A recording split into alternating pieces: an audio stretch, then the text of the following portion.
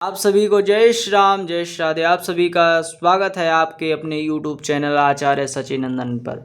आज हम बात करने वाले हैं केतु के बारे में कि केतु की दशा अगर लग रही है और केतु महाराज आपके चौथे, आठवें और 12वें घर में बैठे हैं तो ऐसी स्थिति में देखने को मिलता है आपका मन बहुत विचलित होता है, परेशानियों में घिर जाते हैं क्योंकि आप केतु के अंदर से धन निकालना चाहते हैं और इसकी प्रवृत्ति यह नहीं है क्योंकि देश काल परिस्थिति आपको छोड़ती नहीं। लेकिन केतु का स्वभाव है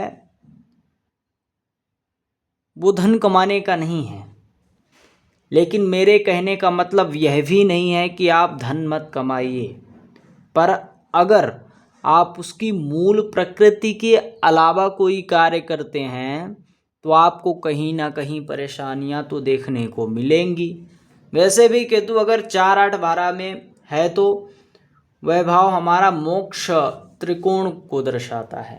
ये भाव हमारा मोक्ष त्रिकोण को दर्शाता है। ऐसे व्यक्ति में स्वभाव उसका मोक्ष की तरफ हो जाता है। अब ध्यान से आप सुनते रहिए आगे आगे क्या चल रहा है ना। तो यहाँ ना सिर्फ आपका एक मात्र लक्ष्य है पैसे कमाना, बल्कि सांसारिक सुखों का त्याग करना भी होगा। त्याग करने का मतलब ऐसा नहीं है कि आप बैराग ले लीजिए, कहीं जंगल में चले जाइए ना। जो आपके अंदर पहले ज़रूरतें थी उनको सबको हटाना और स्वभाव ही हो जाता है। जब केतु की महादशा आती है तो व्यक्ति को बदलना नहीं पड़ता, व्यक्ति स्वयं बदल जाता है। तो कहने का मतलब यह है कि सांसारिक सुखों से विलुप्त हो जाना।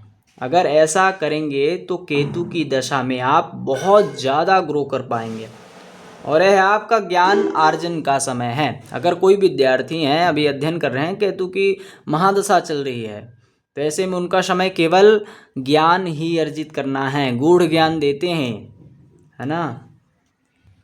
अगर ऐसी स्थिति आपकी कुंडली में बन रही है तो बहुत ही कम लोग होते हैं जो गूढ़ ज्ञान ले पाते हैं।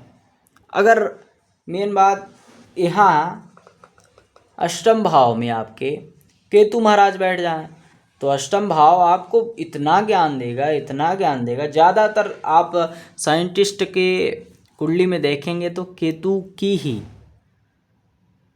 महादशा से वो व्यक्ति आगे उठता है ना। पहले परेशानियां तो बहुत देते हैं लेकिन सब चीज़ों का ज्ञान करा देते हैं, आभास करा देते हैं कि व्यक्ति कैसा है, व्यक्ति को पहचानने लगता है दूसरा व्यक्ति। और ये भी कहना चाहते हैं कि इससे बड़ा कोई ग्रह नहीं, केतु से बड़ा कोई ग्रह नहीं जो इतना गूढ़ ज्ञान आपको दे सके। अब ये जाकर सीधे अष्टम भाव में बैठ जाए तब तो कहना ही क्या, संपूर्ण रूप से ज्ञानी बना देता है। इसीलिए मैं कहता हूँ कि जब भी केतु की दशा और 4, 8, 12 में बैठ जाए तो आप ज्ञानी से जुड़ पाएंगे। ऐसे व्यक्ति होते हैं कि उनका संग भी ज्ञानियों से ही होता है, संतों से होता है। तो इसमें कोई मना नहीं करता, जो कार्य वर्तमान में आप कर रहे हैं करते रहिए। बस कहने का अर्थ यह है कि आप अपने अंदर वैराग्य लाइए, ज़रूरतों को कम कीजिए। और इस समय जो वर्तमान आपका केतु की महादशा चल रही है, केतु महाराज 4, 8, 12 में बैठे हैं, अध्यात्म की तरफ बढ़िए और ज्ञान अर्जित करिए, है ना। आपको वीडियो पसंद आई हो तो आप चैनल को लाइक और सब्सक्राइब शेयर करना ना भूलें और आप अपने कमेंट में प्रश्न कर सकते हैं। जय श्री राम, सभी को जय श्री राधे।